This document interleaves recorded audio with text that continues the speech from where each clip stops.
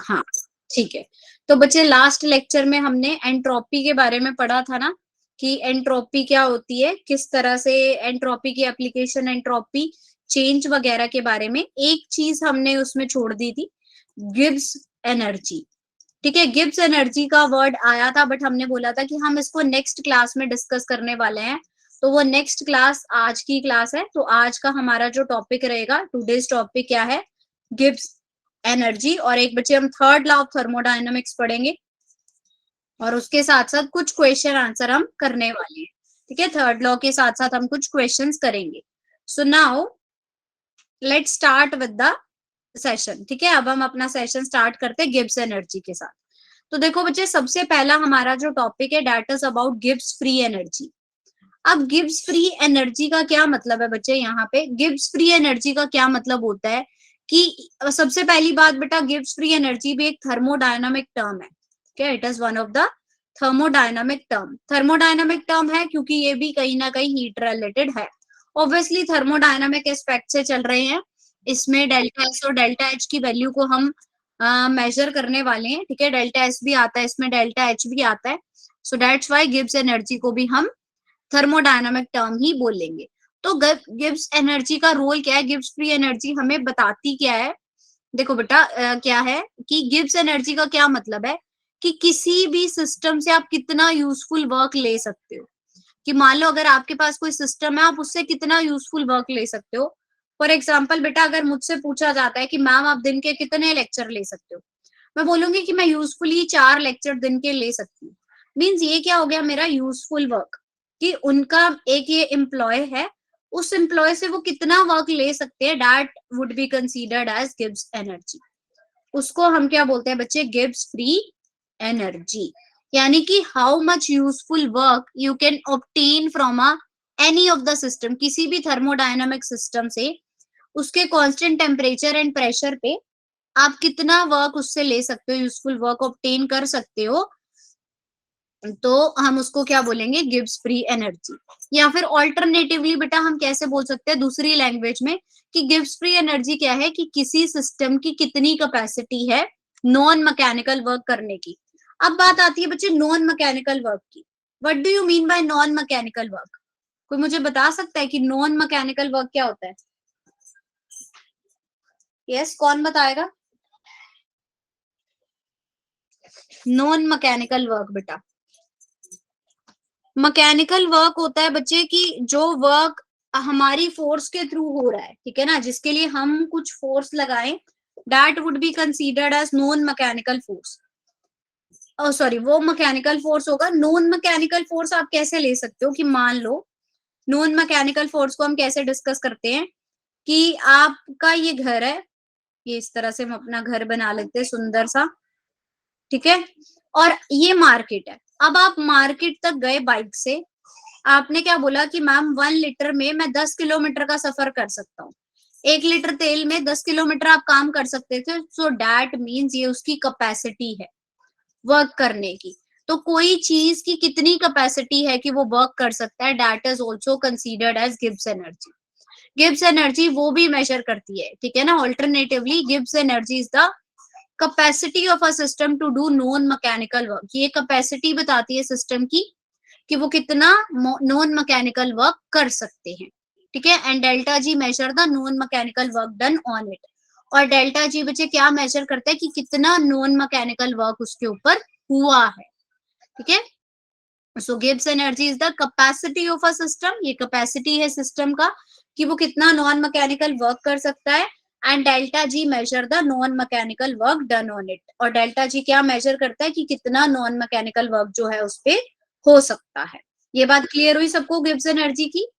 यश को क्लियर है? What about Anita, आजाद, पूजा, कोमल? अनीता बच्चे थोड़ी सी प्रॉब्लम आएगी आपको क्योंकि बीच में से टॉपिक उठाया है आज, लेकिन जितना हो रहा है बेटा आप अभी उसी पे फोकस करो। ठीक है ना, क्योंकि फिर अगली बार इक्विलिब्रियम का न्यू चैप्टर शुरू करेंगे ना, तो वो शुरू से लगाना क्लासेस, उसको कोई क्लास को स्किप मत करना बच्चे। ठीक है, अब देखो बेटा बात आई कि गिब्स एनर्जी तो ठीक है, बट ये बीच में फ्री वर्ड का क्या मतलब है? उसको गिब्स एनर्जी को गुस्सा आ गया, कह रही मेरे साथ क्यों फ्री वर्ड लगाया है, why, what is the meaning of this free word? अब बताओ कैसे रहेगा गुस्सा, मतलब कैसे आया। अब यश क्लास लगा रहा है बैठ के, है ना, यश पूरा सिंसियर होके मेरी क्लास लगा रहा है। इतने में यश की मम्मी आई, उसने बोला बेटा फ्री तो बैठा है, जा धनिया ले आ, है ना, ठीक है। उसने क्या, मम्मी ने क्या बोल दिया, यश फ्री बैठा है धनिया ले। अब यश को आ गया गुस्सा, यश कह रहा है मम्मी फ्री थोड़ी बैठा हूँ, क्लास ले रहा हूँ, है ना यश। ऐसा कभी हुआ है किसी के साथ? मेरे साथ कई बार ही होता है, मैं लैपटॉप पे काम वाम कर रही होती हूँ, तब मेरी मम्मी आती बोलती फ्री तो बैठी है, ये काम कर दो। किस किस के साथ होता है ऐसा कि बेटा फ्री बैठा है चले जाओ, है ना। तो वो चीज से हमें लगता है कि अरे नहीं नहीं फ्री थोड़ी बैठे हैं। ऐसे ही गिव्स फ्री एनर्जी को भी गुस्सा आया, कह रही मेरे साथ ये फ्री वर्ड का क्या मतलब है। एक तरफ तुम क्या बोल रहे हो कि कितना यूजफुल वर्क मैं कर सकती हूँ, ठीक है ना, कि how much useful work we can obtain from a system, किसी सिस्टम से हम कितना यूजफुल वर्क ले सकते हैं, और दूसरी टर्म तरफ हमने उसके साथ फ्री वर्ड अटैच कर दिया। तो बेटा ये चीज गिव्स फ्री एनर्जी के साथ हुई, उसको गुस्सा आया। तो धीरे धीरे से आप देखोगे जैसे जैसे नंबर ऑफ बुक्स बढ़ती गई, वो फ्री वर्ड उसमें से हटा दिया, ठीक है ना। फिर जी को सिर्फ गिब्स एनर्जी के नाम से जाना जाने लगा। और इवन दो 1988 में आईयूपीएसी ने एक मीटिंग भी बिठाई, ठीक है ना। आईयूपीएसी ने क्या दी, एक मीटिंग दी जिसमें उन्होंने क्या बोला, फ्री वर्ड को ड्रॉप कर दिया, ठीक है। इन 1988 IUPAC meeting the term free was dropped. आज के टाइम में उन्होंने गिब्स एनर्जी के नाम से हम उसको जानते हैं, हम गिब्स फ्री एनर्जी नहीं यूज करेंगे, ठीक है। फिर फ्री वर्ड को हटा दिया गया।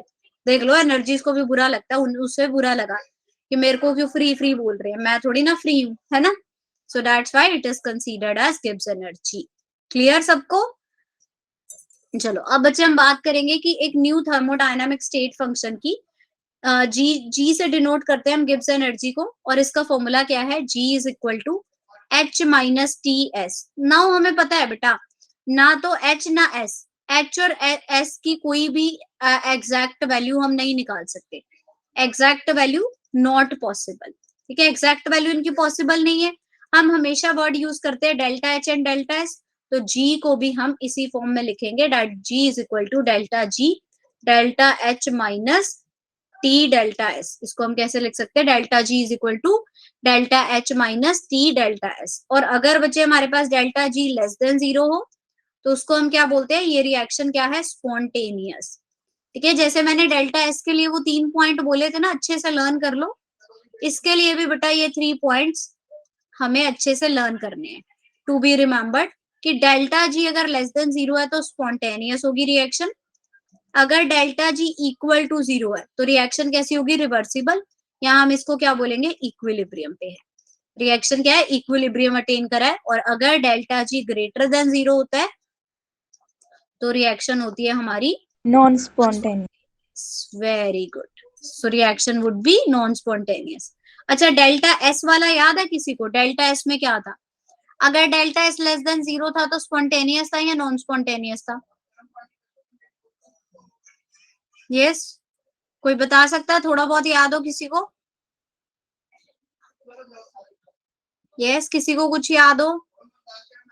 नॉन स्पॉन्टेनियस, बिल्कुल सही, वेरी गुड बेटा, यश ग्रेट। देखो बच्चे डेल्टा जी अगर लेस देन 0 है तो रिएक्शन स्पॉन्टेनियस है, लेकिन अगर डेल्टा एस लेस देन 0 होता है तो रिएक्शन होती है नॉन स्पॉन्टेनियस।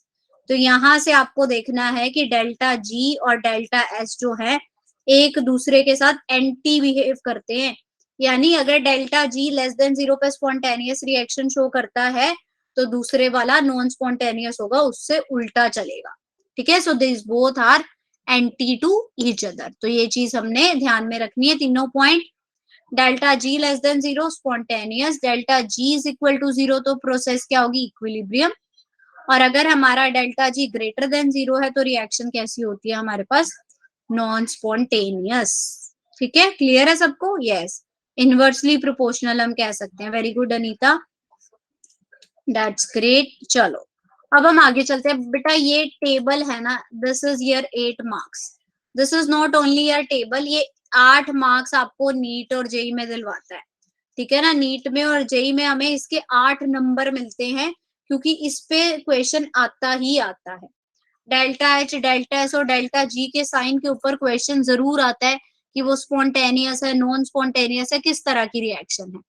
तो देखो बच्चे, अगर डेल्टा एच नेगेटिव है, फर्स्ट पॉइंट में डेल्टा एच नेगेटिव है बट डेल्टा एस पॉजिटिव है, तो डेल्टा जी भी क्या होगा, नेगेटिव होगा।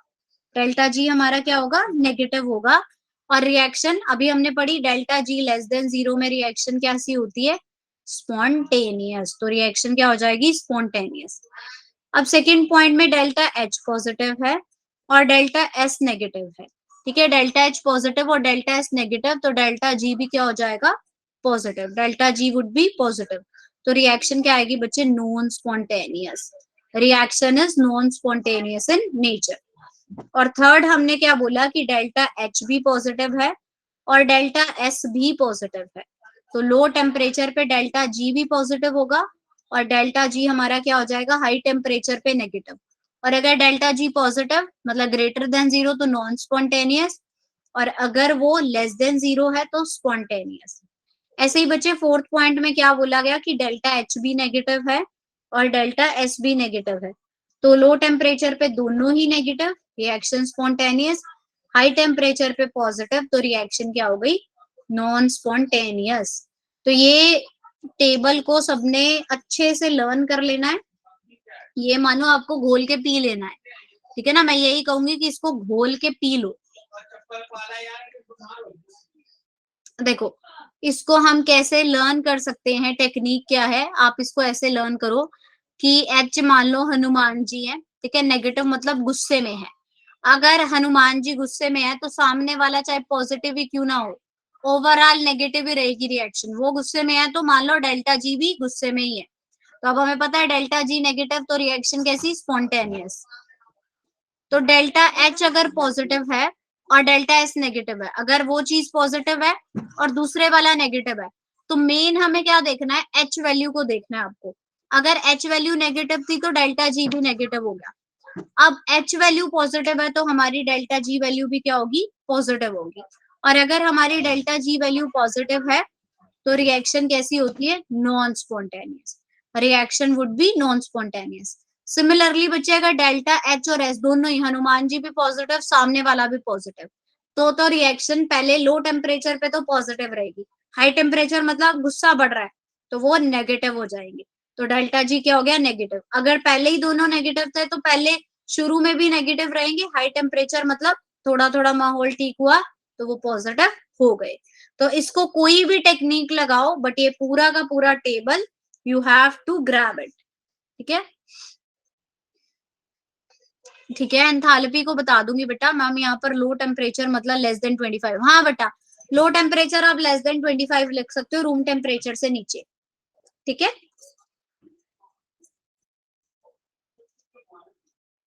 एंथैल्पी के बारे में कोई बच्चा बता सकता है कि एंथैल्पी क्या थी? यस, हमने पढ़ा है ना एंथैल्पी। एंथैल्पी के बारे में कौन बच्चा कुछ थोड़ा बहुत बता सकता है मुझे?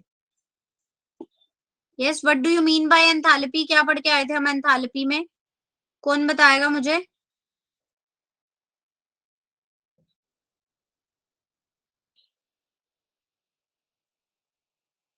एंथैल्पी क्या होती है? रिएक्शन तो है, energy released during a reaction. बेटा कितना एनर्जी में चेंज होता है किसी रिएक्शन के थ्रू, जब भी कोई रिएक्शन होती है तो एनर्जी में कितना चेंज आता है, कितनी हीट एक्सचेंज और गेन करती है, that would be considered as enthalpy. उसको हम क्या बोलते हैं, एंथैल्पी, ठीक है। तो ये था अनीता एंथैल्पी में। बाकी ब्रीफ के लिए आप एक बारी वीडियोस को जरूर वो करना प्रेफर, ठीक है, उसमें सारा एंथैल्पी के ऊपर काफी बड़ा लेक्चर था। अब देखो लास्ट टॉपिक है ये हमारा, that is third law of thermodynamics. Last topic क्या है हमारा, third law of thermodynamics. Third law of thermodynamics क्या बोलता है कि बेटा at absolute zero, absolute zero क्या होता है, एक ऐसा टेम्परेचर, ये थोड़ा 0 डिग्री से लेस होता है, less than 0 degree Celsius temperature, जहां पे सारे के सारे एटम्स जो हैं वो परफेक्ट क्रिस्टलाइन सब्सटेंस देते हैं, वो क्या होते हैं, परफेक्टली सॉलिड होते हैं। परफेक्टली सॉलिड का मतलब क्या है कि एटम्स जो हैं they are having a perfect arrangement. Perfect arrangement मतलब नो रैंडमनेस, नो रैंडमनेस मतलब कोई मूवमेंट नहीं है, रैंडमनेस नहीं है मतलब जीरो एंट्रोपी। तो वही चीज उन्होंने बोली, थर्ड लॉ ऑफ थर्मोडायनेमिक्स ने हमें क्या बताया कि एट एब्सोल्यूट जीरो, किसी एब्सोल्यूट जीरो पे जो एंट्रोपी होती है परफेक्टली क्रिस्टलाइन सब्सटेंस की, उसको हम जीरो लेते हैं, ठीक है ना। At absolute zero the entropy of perfectly crystalline substance is taken as zero. इसका क्या मतलब हुआ कि एब्सोल्यूट जीरो पे जो भी क्रिस्टलाइन सॉलिड है वो एक परफेक्ट ऑर्डर हमें देता है। परफेक्ट ऑर्डर दे रहा है तो बेटा उसमें रैंडमनेस नहीं होगी ना। अगर किसी चीज की फिक्स्ड शेप होती है तो उसका क्या मतलब होता है, फिक्स्ड शेप का क्या मतलब है कि इंटरमोलिकुलर फोर्सेस ऑफ अट्रैक्शन उसमें काफी ज्यादा हाई थी, उन्होंने उसको बाइंड करके रखा हुआ था। तो अगर बाइंड करके रखा था तो उस केस में उसकी एंट्रोपी क्या हो जाएगी, जीरो, क्योंकि मूवमेंट तो होगी ही नहीं। अगर मूवमेंट नहीं होगी तो रैंडमनेस नहीं होगी। एंट्रोपी हमारी रैंडमनेस ही तो थी कि कोई मॉलिक्यूल कितना रैंडमली अरेंज होता है, यही तो हमने एंट्रोपी में पढ़ा था। तो अब अगर रैंडमनेस नहीं है तो एंट्रोपी भी क्या हो जाएगी, zero. So what is first law of thermodynamics, that at absolute zero, किसी एब्सोल्यूट जीरो पे एंट्रोपी जो होती है परफेक्टली क्रिस्टलाइन की, वो भी क्या होती है, जीरो होती है। परफेक्टली क्रिस्टलाइन की एंट्रोपी हम क्या बोलते हैं, उसको जीरो होगी। ठीक है, क्लियर है ये सबको? Yes, great. और देखो नेक्स्ट क्या है, अब हम क्या पढ़ेंगे कि by virtue of third law के according absolute value of entropy for any pure substance को हम कैसे कैलकुलेट करते हैं। नाउ यू नो दैट कि डेल्टा एस की वैल्यू बेटा क्यू बाई टी होती है, वही चीज हमने लिख दी। डेल्टा एस की वैल्यू क्या होती है, क्यू बाई टी तो होती है, वही मेंशन करा। डेल्टा एस क्या है कि यानी कोई एस टी किसी स्टैंडर्ड टेम्परेचर पे और एक एब्सोल्यूट पे, दोनों के बीच में डिफरेंस क्या होगा, लिमिट्स ले लो 0 to टी की, क्यू रिवर्सिबल बाय टी, यही तो वैल्यू थी हमारी, वही हमने लिख दिया। So this is about third law of thermodynamics. Clear? Yes, is it clear? That's great. तो यही था बेटा हमारा थर्ड लॉ ऑफ थर्मोडायनामिक्स, यानी हमारी थर्मोडायनामिक्स इतनी ही थी। यहाँ तक हमारा थर्मोडायनामिक्स का पूरा चैप्टर जो है वो कंप्लीट हो जाता है। अब हम नेक्स्ट करते हैं बच्चे कुछ questions. Very first question is entropy of the universe is, entropy जो है यूनिवर्स की वो क्या करेगी। ठीक है, मैं वो कर रही हूँ, पोल रेज कर रही हूँ, सबने पोल में आंसर करना है, ऐसे नहीं बेटा, पोल में करो आंसर। ठीक है, पोल मैंने रेज किया है, उसमें सारे बच्चे आंसर करेंगे जिसका जो भी ऑप्शन है कि entropy of the universe always dash, go for the poll. Yes, A B C D क्या आंसर है वो सब पोल में कर दो फटाफट से। ठीक है, 2 वोट्स आ गई हैं हमारी, 3 votes, very good.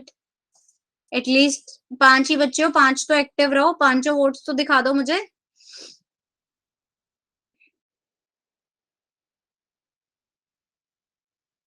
Good, yes,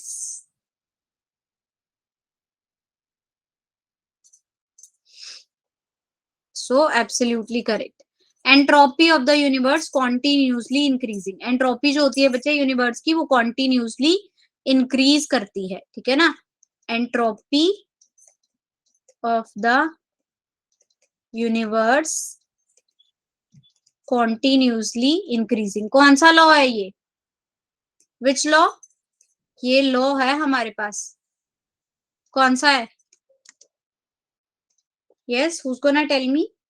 second, very good Yash, very good बेटा, this is second law of thermodynamics, ये हमारा सेकंड लॉ है बच्चे थर्मोडायनामिक्स का। ग्रेट, ठीक है, गुड। तो ये सबको क्लियर है? चलो अब हम नेक्स्ट क्वेश्चन करते हैं बेटा।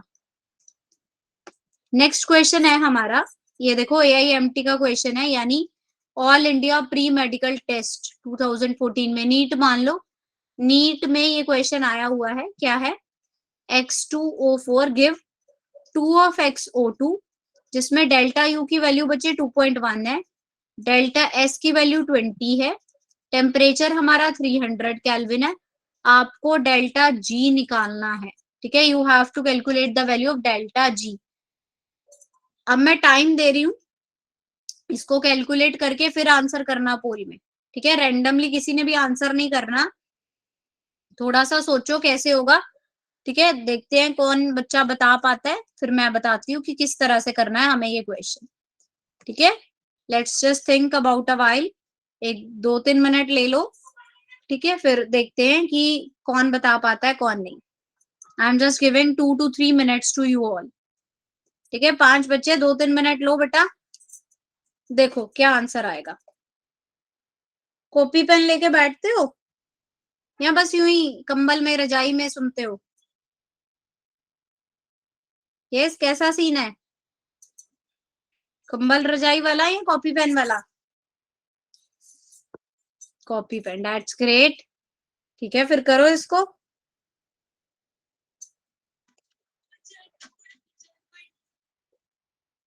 That's good, so right the answer, निकालो फटाफट से।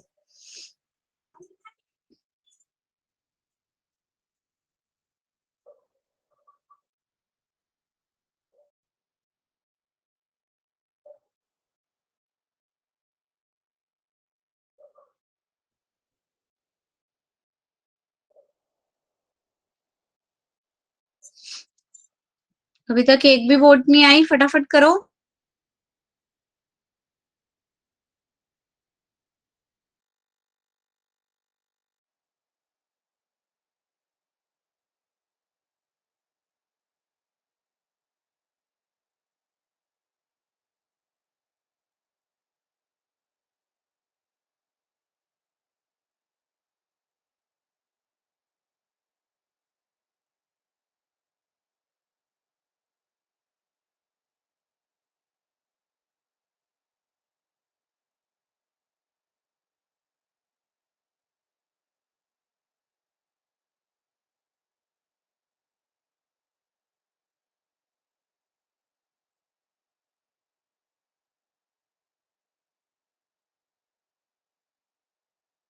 एक वोट आई है and I must say it is correct, very good बेटा।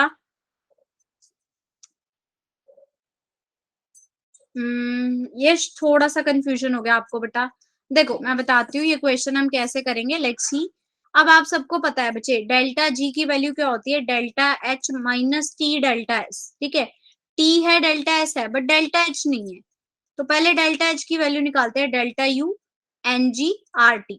एन जी मतलब नंबर ऑफ मोल्स कितने चेंज हो रहे हैं, तो यहाँ पे नंबर ऑफ मोल्स कितने चेंज हो रहे हैं, 2.1 इंटू 2। यहाँ पे आर की वैल्यू हम 2 लेंगे, ठीक है ना। आर की वैल्यू गैस कांस्टेंट की 2 मेंशन करेंगे, यहाँ पे मिसप्लेस है, वैसे आर की वैल्यू हम यहाँ पे 2 रखेंगे। और टेम्परेचर कितना है हमारा, 300 केल्विन। तो इसको कैलकुलेट करोगे, आपके पास डेल्टा एच की वैल्यू आ जाएगी, ठीक है। तो डेल्टा एच की वैल्यू जब आ जाएगी, फिर उसको टी डेल्टा एस में आपको पुट करना है। टी की वैल्यू 300 है, डेल्टा एस की 20 है, ठीक है। तो आपके पास डेल्टा एच भी आ गया। जब आप ये पूरा सॉल्व करोगे ना, you will get the answer as -2.7 kilo calorie. आपके पास आंसर क्या आएगा, हाँ 2.7 तो सही है बेटा, 2.7 बिल्कुल सही है, बट -2.7 आएगा, ठीक है। हाँ अनीता बिल्कुल सही है बेटा, ठीक है। यस बी हो जाएगा बच्चे, आपने भी शायद माइनस और प्लस में कंफ्यूजन कर दी, so answer would be minus, ठीक है। So that would be option number B is the correct answer. इसको हम इस तरह से करेंगे, आंसर क्या होगा हमारा, ऑप्शन नंबर बी। क्लियर है ये सबको? Yes, is it clear to everyone? Yes, ma'am. That's great. अब चलो बेटा हम नेक्स्ट क्वेश्चन पे चलते हैं। नेक्स्ट क्वेश्चन क्या है हमारे पास, Gibbs energy decreases sharply with increasing temperature. इसमें कौन सा ऐसा है जिसमें डेल्टा जी जो है वो डिक्रीज करेगी, डेल्टा जी वैल्यू डिक्रीज करेगी, इनमें से कौन से वाले में? तो ये एक बारी दिमाग लगा के सोचो किस कॉन्सेप्ट पे होगा, although I am giving the hint, ये नंबर ऑफ मोल्स के कॉन्सेप्ट के साथ थोड़ा बहुत जाएगा, ठीक है। You can just perform it with the number of moles वाला कॉन्सेप्ट। तो देखते हैं कौन कर पाता है कौन नहीं, एक बारी ट्राई करो, नहीं होगा then I will let you know, हो भी जाएगा then also I will let you know, ठीक है ना। हो चाहे ना हो मैं तो बता ही दूंगी, बट एक बार ही ट्राई करो इसको। यस ट्राई इट, दिए आपको 2-3 मिनट हमने ट्राई करने के।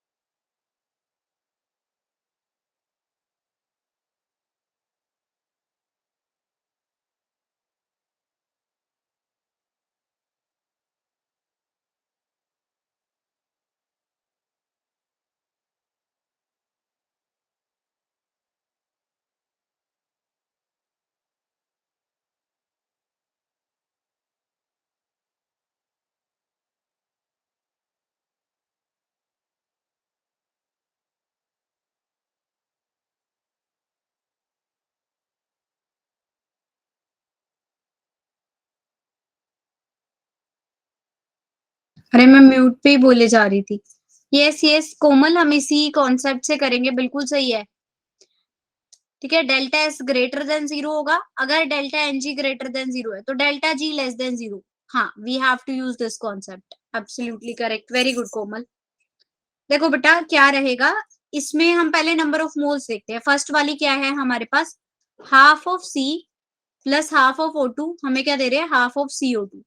अब हाफ ऑफ सी का क्या मतलब है, ग्रेफाइट का। ठीक है, ये चीज सॉलिड में है, अगर हमारे पास सॉलिड में कार्बन का, मैंने बोला था ना सॉलिड स्टेट में हो, बट हाफ वाला नहीं लेंगे। कार्बन अगर एग्जिस्ट करे सॉलिड में ग्रेफाइट में, तो उसकी स्टैंडर्ड वैल्यू होती है, स्टैंडर्ड में वो 0 शो करता है वैल्यू। ठीक है ना, उसकी वैल्यू क्या होती है स्टैंडर्ड, तो वो 0 शो करेगा। बट इस केस में हमारे पास क्या रहेगा, यहाँ पे हम स्टैंडर्ड इसको 0 ही करेंगे अगर नहीं करते, क्योंकि हाफ ही दे रखे ना, सिंपल कार्बन दे। तो यहाँ पे क्या रहेगा हमारे पास, नहीं इसको 0 मान लेंगे, इसको भी 0 मान लो आप, ये हाफ है और ये भी हाफ है, यानी डेल्टा एन जी क्या हो गया, 0 हो गया। Number of moles 0, change number of moles में 0 है, तो इसमें डेल्टा एस और डेल्टा जी पे कोई इफेक्ट नहीं हमने शो किया। बी में देखो, C plus half of O2 give CO। अब ये वाला बेटा 0 हो जाएगा, सॉलिड स्टेट में है, इसके नंबर ऑफ मोल्स हम नहीं कंक्लूड करेंगे, सिर्फ इस वाले के लेंगे। 1 माइनस 1/2 यानी 1/2। ठीक है, नंबर ऑफ मोल्स क्या कर रहे हैं, इंक्रीज कर रहे हैं।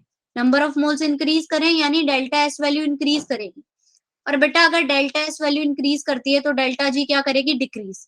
अभी हमने पढ़ा था ना कि डेल्टा एस और डेल्टा जी क्या है, एक दूसरे के साथ इनवर्सली प्रोपोर्शनल है, इनवर्सली रिलेशन फॉलो कर रहे हैं। तो यहाँ पे बच्चे डेल्टा एस इंक्रीज कर रहा है, तो डेल्टा जी क्या करेगा, डिक्रीज करेगा। तो ये हमारा सही ऑप्शन होगा।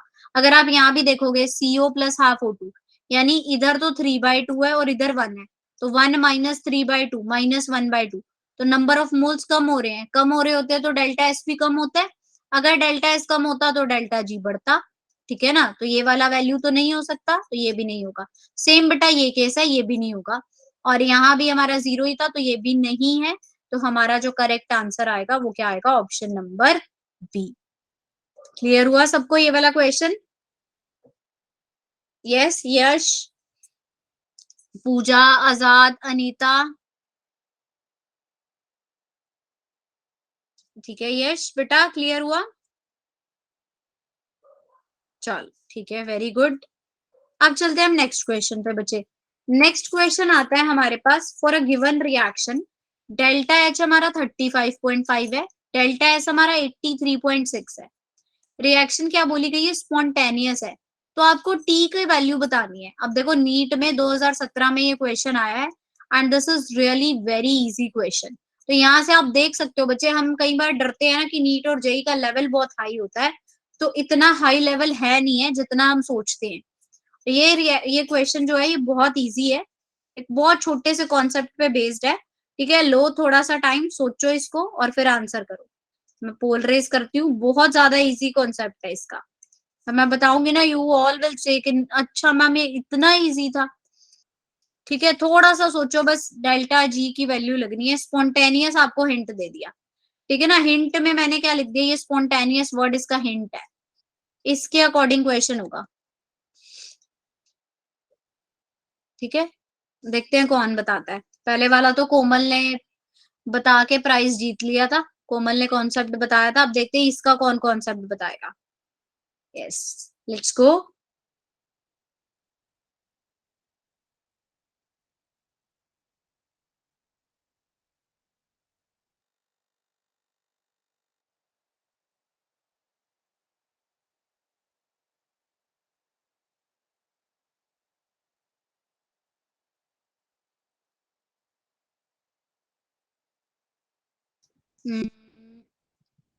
यस यस, इसी कॉन्सेप्ट से करेंगे बेटा, बिल्कुल सही है।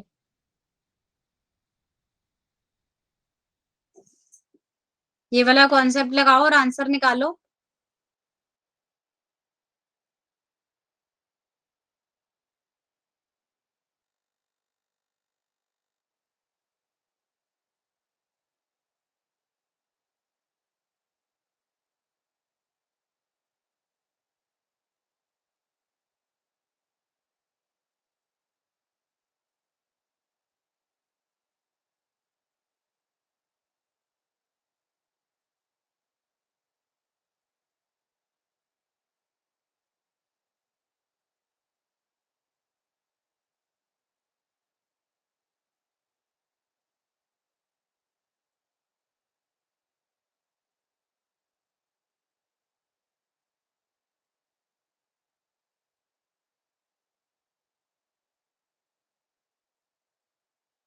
अभी तक एक ही वोट आई है। अरे ये तो गलत कर दिया, ऑल टेम्परेचर नहीं रहेगा बच्चे। देखो थोड़ा सा और दिमाग लगाओ। यश ने तो कॉन्सेप्ट सही बताया। यश आंसर देखो बच्चे क्या होगा।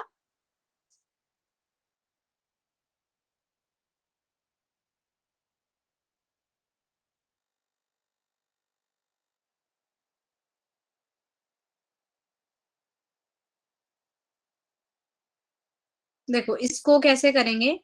देखो बेटा, स्पॉन्टेनियस का क्या मतलब था, डेल्टा जी जब लेस देन जीरो थी। When delta G is less than zero then the reaction is spontaneous. तो रिएक्शन कैसी थी, स्पॉन्टेनियस नेचर की।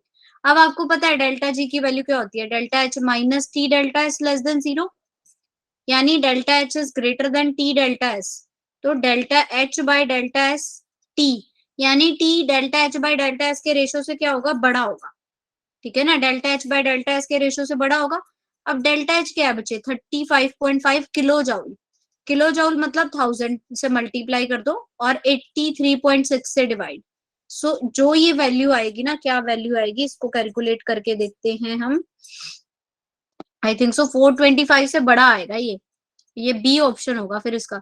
35.5 इंटू 1000 डिवाइडेड बाय 83.6, यस 424.6, यानी कि 425 केल्विन। टी टी की तरफ मुंह खुला है, मतलब टी जो है वो 425 केल्विन से ज्यादा होगा। तो हमारा आंसर क्या आएगा, option number B. So in this way we will get the answer as option B. Clear है ये, आई थिंक सो। हाँ इसमें कंफ्यूज हो गए। हाँ ठीक है ना। और ऊपर नीचे वाले में भी देखो, डेल्टा एस जिसकी तरफ टी की तरफ बेटा उसका माउथ जिसकी तरफ ओपन होता है, मतलब वो वैल्यू बड़ी होती है। ठीक है, ये चीज का हमेशा ध्यान रखना है। बच्चे बहुत गलती करते हैं बेटा यहाँ किलो जाउल और जाउल के केस में। ठीक है, यहाँ पे ये एक जाउल में है, ये जाउल में आएगा 83.6 वाला। ठीक है, तो उसके हिसाब से। और टी का देखो सिर्फ, ये जो अगर इधर है ना टी की तरफ इसका मुंह है, जिसकी तरफ इसका माउथ ओपन होता है मतलब वो ग्रेटर है, उसकी वैल्यू उससे बड़ी होगी। ठीक है ना, so that's the thing. Clear, ये सभी क्लियर है बेटा सबको। यस, यश को, पूजा, कोमल, अनीता, आजाद। यस फटाफट से हैंड रेस कर दो। कोमल को क्लियर है, पूजा और पूजा को भी क्लियर है, आजाद और अनीता को। यस अनीता, आजाद, क्लियर है बेटा। चलो अब हम एक और क्वेश्चन करते हैं बच्चे। क्वेश्चन है for a sample of perfect, ये भी नीट का ही क्वेश्चन है एक। For a sample of perfect gas when its pressure is exchange isothermally from PI to PF, जब उसका प्रेशर जो है हम इनिशियल टू फाइनल चेंज कर रहे हैं, तो एंट्रोपी में क्या चेंज आएगा। The entropy change is given by what, entropy change हमें उसमें मेजर करना है। देखो इसका क्या आंसर आएगा, फटाफट से पोल रेस करते हैं। ये तो इजी है, सिंपल फॉर्मूला बेस्ड क्वेश्चन है। डेल्टा इसका एक फॉर्मूला हमने पढ़ा था, याद हो तो। देखते हैं इसका आंसर हमें कौन बताता है।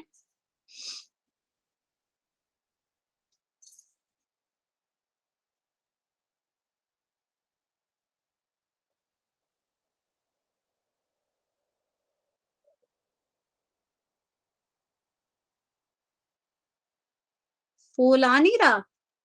पूजा, यश, आजाद, आपको शो हो रहा है बेटा।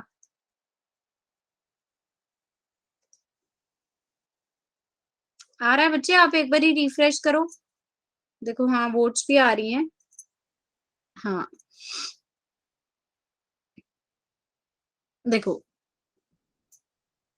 डेल्टा एस क्या था बच्चे हमारे पास, delta S is equal to N R log natural V two by V one. ये चीज हमने निकाली थी ना डेल्टा एस की वैल्यू।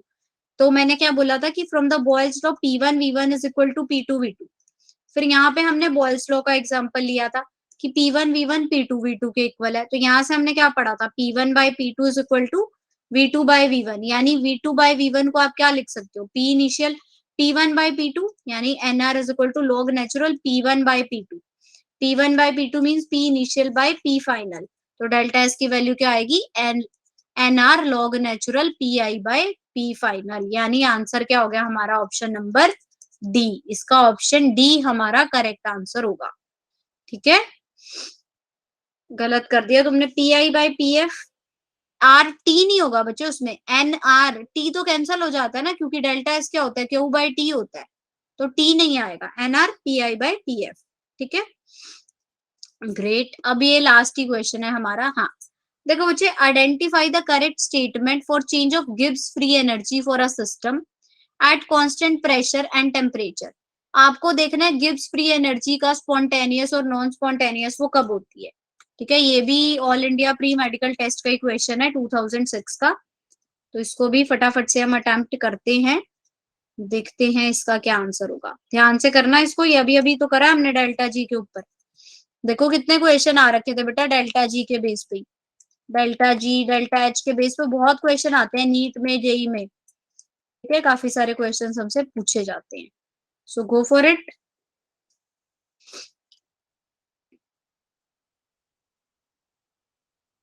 कंफ्यूज हो गए यश, अभी तो बेटा हमने करा delta G less than zero spontaneous होता है बच्चे। अभी अभी तो हमने पढ़ा ना कि अगर delta G less than zero होगा तो वो स्पॉन्टेनियस होगा, और अगर बच्चे डेल्टा जी हमारा ग्रेटर देन जीरो है तो वो नॉन स्पॉन्टेनियस होता है। Delta G greater than zero non spontaneous होता है, तो यहाँ पे delta G greater than zero को प्रोसेस को स्पॉन्टेनियस लिखा है गलत, delta G less than zero को नॉन स्पॉन्टेनियस लिखा है गलत। अब delta G is equal to zero पे मैंने बोला था कि रिएक्शन जो है रिवर्सिबल है, रिवर्सिबल रिएक्शन बेटा हमेशा इक्विलिब्रियम अटेन करती है, तो रिएक्शन इक्विलिब्रियम अटेन कर रही है, यानी delta G system is equal to zero, the system has attained equilibrium. Equilibrium है तो delta G zero, the system is still moving in a particular direction, ऐसा नहीं है। क्यों? क्योंकि रिएक्शन बच्चे इरिवर्सिबल नेचर की है, तो वो सिर्फ एक पर्टिकुलर डायरेक्शन में क्यों मूव करेगी, दोनों डायरेक्शंस में वो मूव करेगी। सो दैट्स वाई इसका हमारा आंसर क्या रहेगा, option number B. So what is the answer, option B. Clear है ये सबको? Yes, is it clear? ठीक है, सो दैट्स ऑल। ओके बेटा, तो इतना ही था आज का हमारा, थर्मोडायनामिक्स हमारा कंप्लीट हो गया। अब नेक्स्ट क्लास से हम इक्विलिब्रियम वाला चैप्टर बच्चे शुरू करेंगे, तो किसी भी बच्चे को कोई भी डाउट हो तो वो पूछ सकता है। Yes, anyone having any doubt?